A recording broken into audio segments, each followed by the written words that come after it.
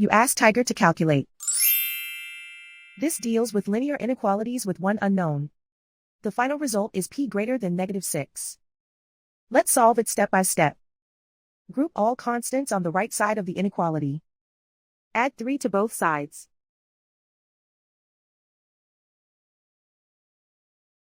Simplify the arithmetic.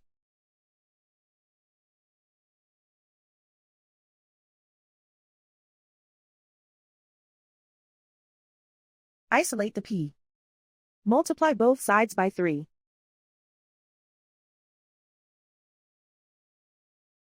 Group like terms.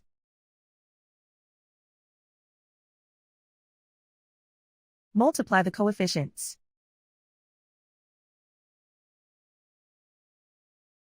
Simplify the fraction.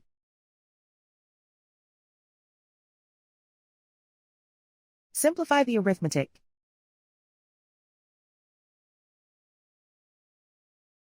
Plot the solution on a coordinate grid. And so the final result is p greater than -6.